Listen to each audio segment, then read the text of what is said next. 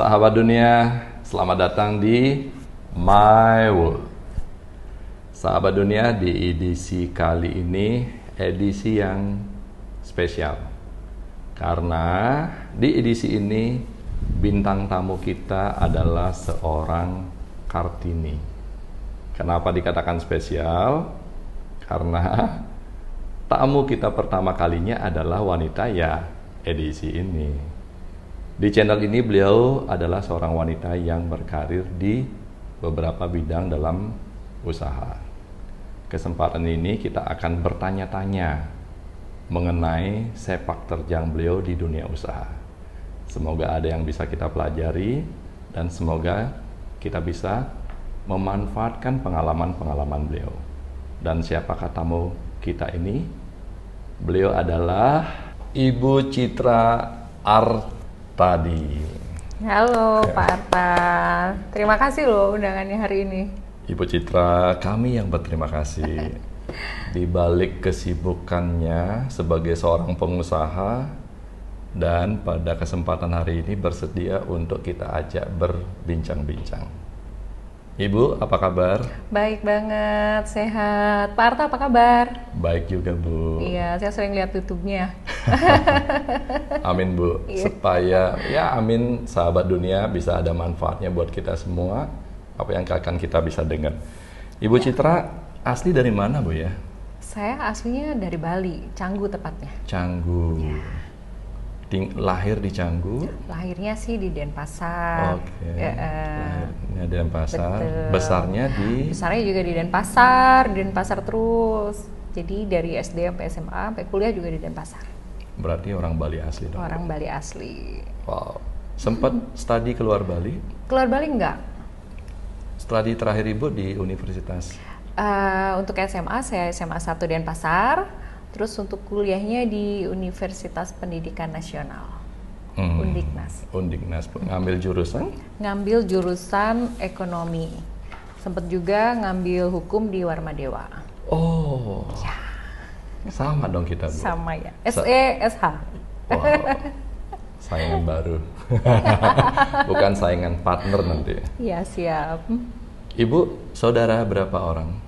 Saya saudara 3 orang, cewek semua. Perempuan. Ya. Ibu anak pertama. Biasa kalau anak pertama ya. Biasanya mandiri. Ya, mandiri, Bu gitu. ya. Iya, betul. Kenapa, Bu? Tiba-tiba sudah kuliah ekonomi, ngambil kuliah hukum lagi? Sebenarnya kalau menurut saya hukum itu memang sangat diperlukan. Paling tidak untuk basic dasar orang-orang itu harus tahu hukum itu. Selain itu sih memang dari keluarga saya, almarhum ayah saya juga memang bergeraknya di bidang hukum. Oh. Ya, karena kadang-kadang kita yang mengetahui ekonomi tapi tidak mengetahui hukum kadang bisa salah dalam bertindak gitu. Okay. Ya artinya untuk melengkapi pengetahuan dalam berbisnis ke depan itu hukum itu penting. Kalau nggak ngerti, pakailah legal consultant. Gitu. Pintar, Bu. Hubungi kita. Ibu tamat kuliah ekonomi tahun berapa, Bu? Saya masuknya tahun 98, kuliahnya 4 tahun, berarti 2002 ya. 2002. Tamat ekonomi 2002 di Undiknas, iya. Kemudian Ibu kuliah hukum lagi? Iya, kuliah hukum langsung lagi. Itu? Enggak, selang berapa tahun kemudian. Oh. Ya. Setelah tamat Undiknas, apa yang Ibu lakukan, Bu? Saya sebenarnya sejak SMA sudah bekerja.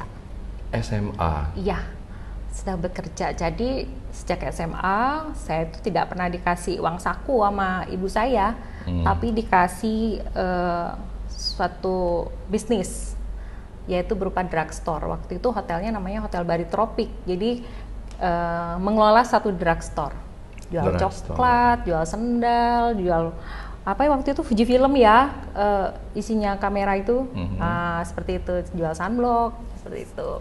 Itu waktu SMA, Bu? SMA. Jadi SMA teman-teman weekend itu pada jalan-jalan, pada nonton, saya kerja. Wow. Bali Tropik yang di Nusa Dua. Nusa Dua, Bu ya. Sekarang saya nggak tahu ya masih ada atau enggak ya. Ibu tinggal di Denpasar, SMA Iya. sudah kerja ke Nusa Dua Nusa untuk Dua. pengelola drugstore. Iya, betul. Kelas berapa, Bu? Itu mulai kelas 2 SMA. Kelas 2 SMA. Iya, kelas 2 SMA. Kenapa harus kerja, Bu? Apakah orang tua, tadi dikatakan orang tua juga bergerak di bidang hukum. Iya. Di mana, Bu, hukumnya?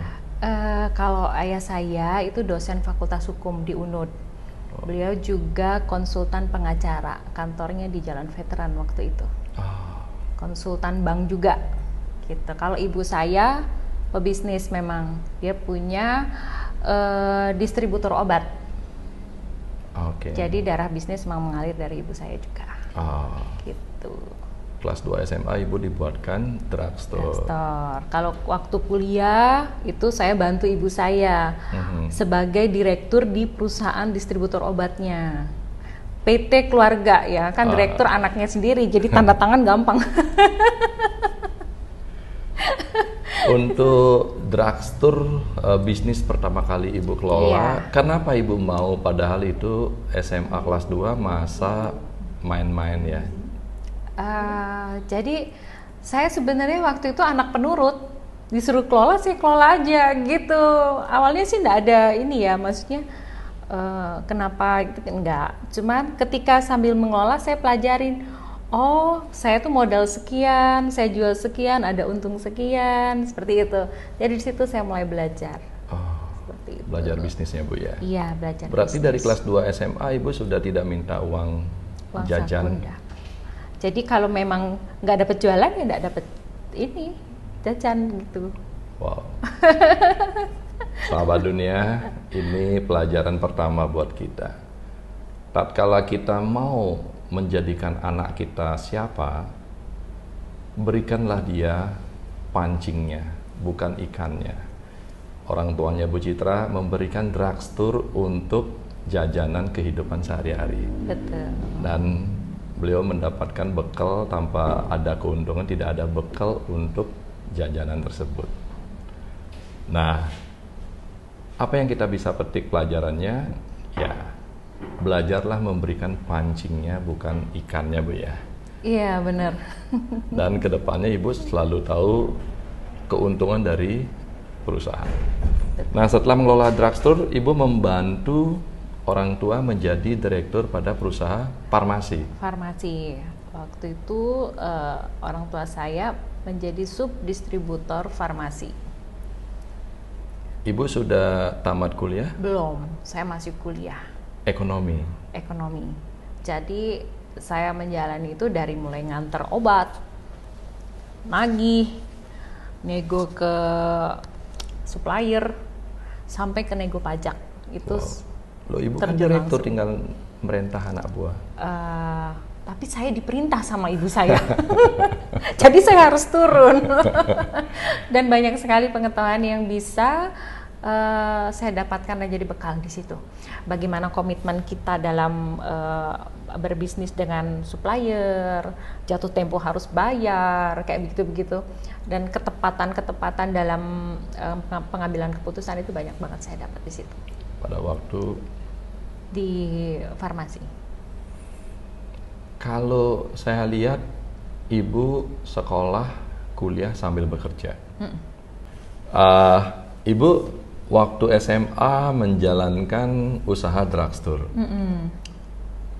Saya mau tanya, Bu, apa di situ kan zaman SMA, zaman main-main, zaman kesana kesini bergaul. Kendala Ibu pada waktu SMA menjalankan drugstore itu apa, Bu? Kalau kendala sih nggak ada ya, karena saya memang seneng. Jadi sekalian jalan, waktu itu di Nusa Dua itu termasuk daerah yang bagus. Ada juga sih kesalahan saya juga waktu dalam menjalankan drugstore, tapi itu juga jadi pelajaran. Enggak juga dimarah sama orang tua saya, enggak dimarah, tapi itu dari situ saya, oh ternyata saya salah nih gitu. Salahnya di mana, Bu? Contoh kecil, ketika turis sedang rame, 1 minggu saya waktu itu dapat jualan 7 juta zaman itu dalam 1 minggu. Terus saya catat dong apa-apa yang habis barang-barangnya. Nah, kesalahan saya pulang dari drugstore itu saya mampirnya ke Batik Kris, ke Kris Galeri ya waktu itu yang namanya. Oke. Dan habislah hampir 20% ya daripada yang ibu bawa. Iya, harusnya kan nggak boleh gitu ya. Nah itu, akhirnya ketika itu saya lihat, wah ternyata banyak barang saya yang habis gitu. Dan di situ saya tahu, wah jadi saya nggak bisa saving, jadi habis lagi untuk modal lagi seperti itu. Nah dari situ pelan-pelan saya belajar, oh ternyata begini cara pengelolaannya. Gitu. Dialami dulu, dicoba dulu, Baru tahu. baru dievaluasi mana yang benar, mana yang tidak benar. Boleh-boleh aja dibelanjakan apa-apa, tetapi tetap kita pada sadar, oh ternyata itu tidak benar, kata beliau. Setelah menjadi direktur, Ibu saya dengar tadi bayar pajak, nagih ke konsumen, jualan, dan lain sebagainya. Ngatur waktunya gimana, Bu? Itu sih kegiatan yang tidak dilakukan secara bersamaan. Oh. Jadi kadang ada distributor datang, itu saya dikenalin, ngobrol gitu, saya ngobrol seperti itu. Begitupun juga ada waktu itu ada ke ini pajak, oh kamu yang menghadap gitu. Jadi pengetahuan itu sedikit demi sedikit saya dapat di situ. Oke. Ibu kuliahnya pagi? Saya kuliahnya pagi, karena jam kuliah kan nggak full ya. Kadang waktu lowong saya langsung ke kantor. Wow. Gitu. Nah, Ibu merasa ada kekurangan main dengan melakukan pengelolaan usaha zaman SMA, zaman kuliah. Ibu merasa nggak waktu-waktu mainnya Ibu berkurang waktu itu? Kayaknya enggak ya. Enggak, Bu ya? Enggak. Sahabat dunia yang masih remaja, pengaturan waktu penting. Tidak ada yang namanya kekurangan waktu kalau memang kita bisa mengatur waktu. Memiliki drugstore di zaman SMA, waktu main tidak kurang. Kuliah, menjadi seorang direktur, membantu orang tua menjalankan usaha, waktu main juga tidak kurang. Kata kuncinya adalah mengatur waktu, Bu. Mengatur waktu, betul. Luar biasa. Ibu, habis itu akhirnya Ibu tamat kuliah. Apa yang Ibu lakukan, Bu? Menikah. Menikah dan melanjutkan? Ketika menikah saya punya usaha juga, itu di bidang variasi mobil, otomotif. Oke. Jadi jiwa otomotifnya masih sampai sekarang. Oke. Itu lumayan cukup lama. Itu di variasi mobil. Di variasi mobil. Iya. Berarti bisnis pertama Ibu di luar orang tua adalah variasi mobil. Variasi mobil. Dan juga sambil berjalan waktu itu juga mulai melirik-lirik ke properti. Iya. Berjalannya waktu. Awal mulanya itu di tahun 2010. Oke. Ya, gitu. 2010. Apa yang Ibu lakukan di balik usaha variasi mobil ke properti? Menggandeng.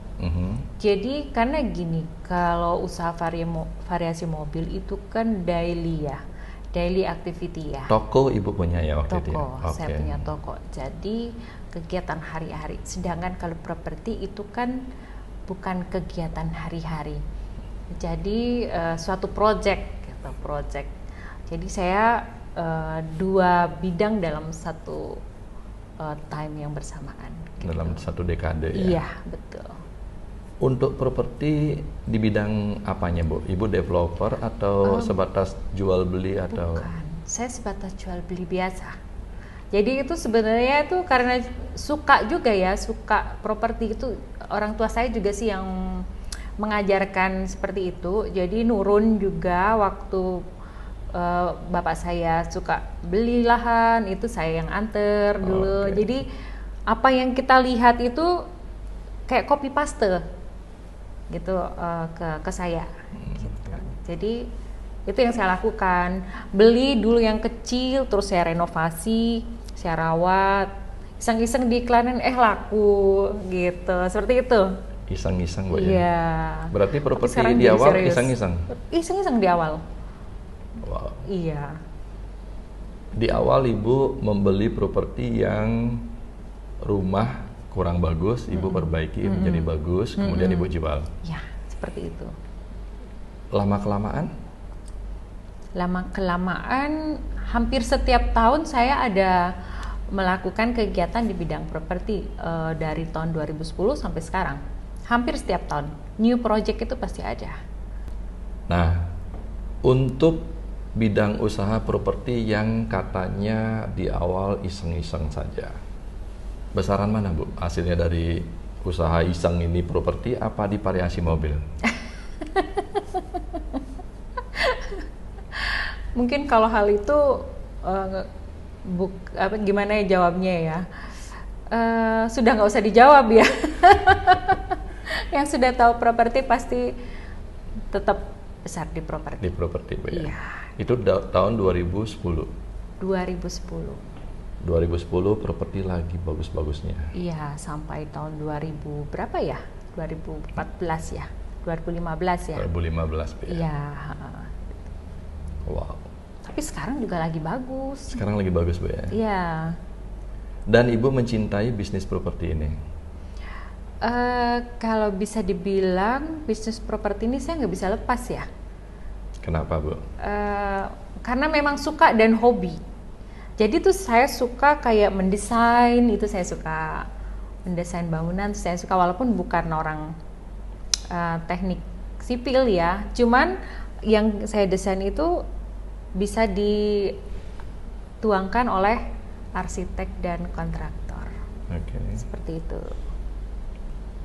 Berbisnis karena suka. Suka itu kuncinya, harus suka dulu. Setelah menguntungkan lebih suka lagi. Lebih suka lagi. Di mana aja Bu propertinya? Kalau untuk saat ini proyeknya ada di Renon sih. Di Renon Bu ya? Iya, saat ini. Membangun apa di sana Bu? Sedang membangun perkantoran. Perkantoran? Ya. Lokasinya di Renon? Di Renon. Di jalan apa Bu? Di Jalan Cut Nyadin. Cut Nyadin. Ibu membangun perkantoran berapa unit di sana? Di sana ada 17 unit dan itu perkantoran yang kalau menurut saya itu adalah perkantoran yang lokasinya sangat premium. Sangat premium Bu Betul. ya? Sebelum di Renon Bu?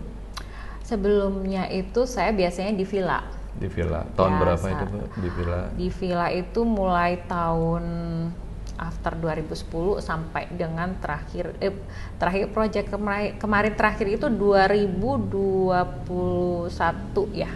2021. Untuk di villa. Untuk di villa. Ibu membangun dijual kembali atau? Disewakan. Oh, disewakan. Ya. Luar biasa. Punya properti nggak mau dijual, tapi disewakan. Kenapa Bu? Karena nggak ada yang beli. Saldo masih bagus. Karena nggak ada yang beli. Bu, Ibu seorang, mohon maaf, perempuan melakukan bisnis properti di Bali. Grafik bisnis properti di Bali sangat tinggi Bu. Artinya naik turunnya grafiknya tinggi sekali. Iya. Kendalanya apa Bu yang Ibu hadapi? Kalau untuk saat ini bisa dibilang properti di Bali itu mulai naik. Kalau dibilang bagus mungkin belum. Karena Bali sendiri sempat terpukul karena pandemi. Mungkin bukan Bali aja ya, seluruh Indonesia ya.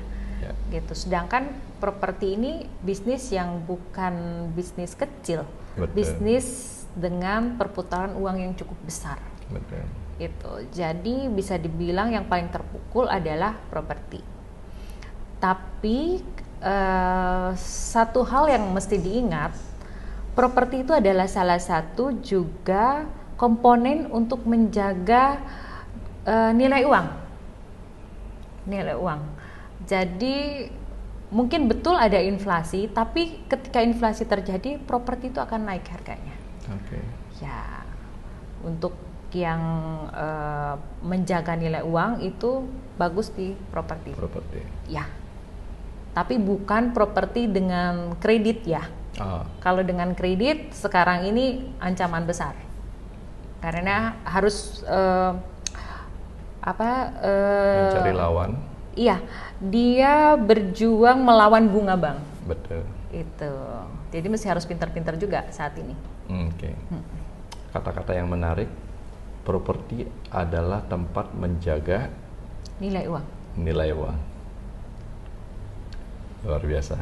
Berarti di inflasi sekarang, properti kecenderungan naik, Bu? Properti kecenderungan naik.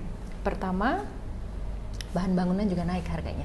Otomatis itu akan menaikkan nilai properti itu sendiri.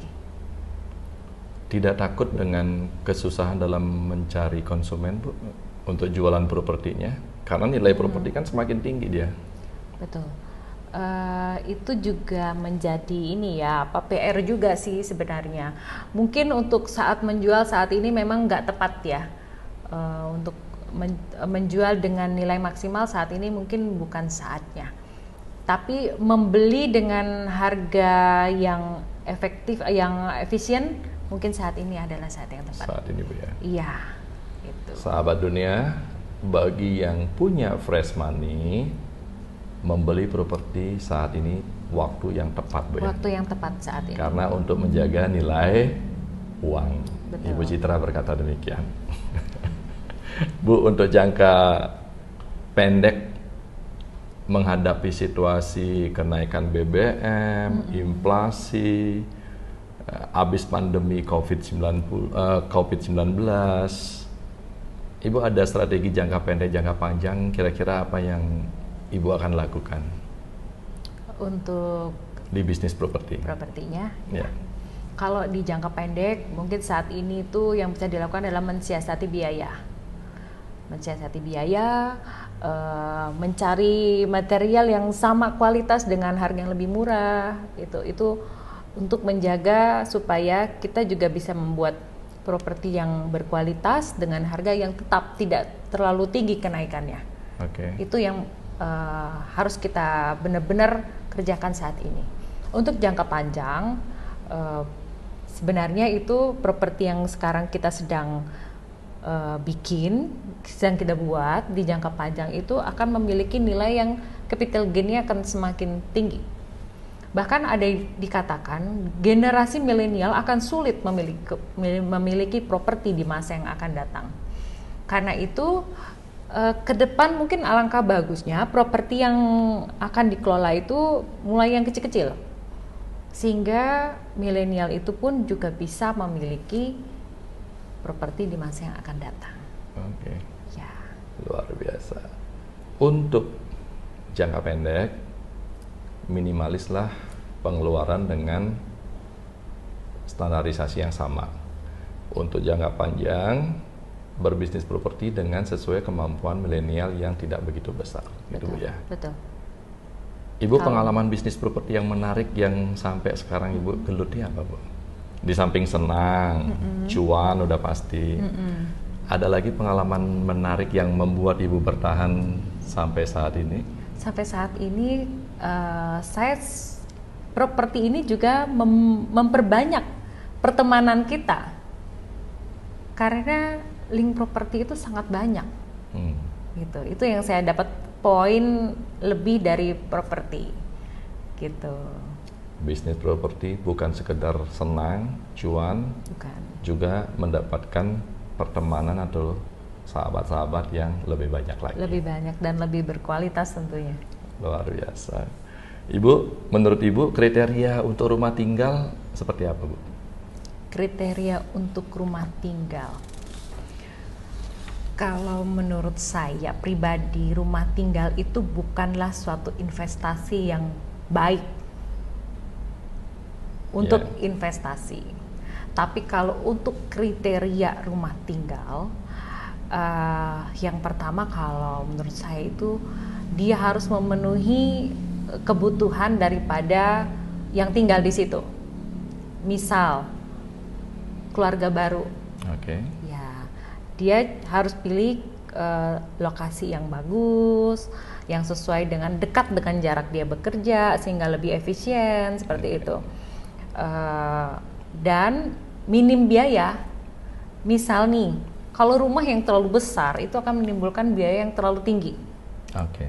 Ya, tapi kembali lagi kepada cara pandang daripada si pemilik rumah itu sendiri. Oke. Gitu. Kriterianya sederhana, pilihlah rumah sesuai dengan kebutuhan, Ya, efisiensi, dan tidak jauh juga dari tempat bekerja. betul. Karena rumah tinggal itu bukan investasi. Rumah tinggal bukan investasi, Bukan, Bu. bukan. Rumah tinggal itu bukan investasi. Karena apa? Karena rumah tinggal itu tidak akan kita jual. Oh, Kalaupun dijual, pasti akan mencari yang lebih baik lagi. Dan itu pun juga akan memakan waktu yang panjang. Gitu. Jadi kalau menurut saya rumah tinggal bukan investasi. Yang investasi itu adalah properti yang dapat menghasilkan passive income. Oke. Properti yang dapat menghasilkan passive income. Makanya beliau punya beberapa villa nggak dijual, tapi disewakan, passive income. Bagi yang mau passive income, belajar ke beliau. Ibu, Ya. Ibu di pengalaman properti dalam 1 dekade berapa proyek yang Ibu buka? Saya selalu satu proyek baru beralih ke proyek berikutnya. Kenapa, Bu? Karena ingin fokus. Fokus. Ya, fokus sehingga dalam satu proyek itu kita tahu apa kendalanya, bagaimana mensiasatinya, dan di next project kita lebih baik lagi. Meskipun ada peluang untuk new project dalam dekade yang sama, Iya, Ibu tetap fokus dengan satu project dulu. fokus dengan satu proyek. Caranya adalah mungkin dengan percepatan untuk selesai, baru kita beralih lagi ke proyek berikutnya. lain. Ya, Wow. Sederhana, Bu ya. sederhana. Tidak mau lagi, Bu, mencoba satu project tambah satu project lagi tambah satu project lagi? Kalau untuk saat ini saya belum tertarik sih ya. Belum, Bu ya. Iya, belum tertarik. Tetap kokoh dengan pendirian. Meskipun ada peluangnya, kesempatannya, tetap pilihannya cuma satu. Betul. Satu. Step by step. Step by step. Itu salah satu kiat buat teman-teman di properti agar bisa mengendalikan juga diri untuk berambisi membuka banyak proyek yang nantinya akan menimbulkan banyak masalah, Bu ya. Masalah, betul. Coba, Bu, dikasih sedikit para sahabat dunia motivasi atau kiat-kiat untuk menjadi pengusaha properti yang lebih tenang, lebih sukses. Sukses dalam kedamaian. Betul. Kira-kira seperti apa, Bu? Kalau sukses itu patokannya di sini itu adalah bukan uang ya. Oke. Uang itu ataukah keuntungan itu mengikuti daripada hasilnya dan mengikuti daripada prosesnya. Gitu. Kesuksesan ini kalau menurut saya adalah ketika proyek kita bisa selesai 100% tanpa kendala, dan ketika buyer atau renter ataupun pembeli itu bisa menerima dengan senang, happy ending. Itu menurut saya itu suatu kesuksesan besar. Wow. Tip dari Bu Citra adalah buatlah properti yang konsumen membeli propertinya beliau cukup senang, bahagia, dan terpuaskan. Bila mana konsumen senang dan bahagia, maka beliau merasa senang. Happy banget. Iya, karena dari situ akan repeat lagi dan referensi. Wow. Ya. Luar biasa. Dari kita bisa memberikan kepuasan dan kesenangan kepada konsumen, maka konsumen akan berkata ke mana-mana repeat order, Bu ya. Sangat sederhana sekali, sahabat dunia. Tips sukses di properti Ibu Citra: fokus, jalani dengan senang. Di masa pandemi ini, mari kita evaluasi, memberi barang dengan kualitas yang sama di harga yang murah. Terus untuk kedepannya hati-hati membangun properti, karena di milenial ke depan beliau berkata kemungkinan properti yang bisa kita atau dibutuhkan oleh kaum milenial, properti-properti yang efisiensi, yang tidak memakan banyak biaya, dan tentunya adalah harga-harga properti yang terjangkau dan tidak begitu besar. Iya. Ibu, terima kasih Bu atas waktu dan tipnya. Semoga bermanfaat. Salam sehat, berbahagia. We are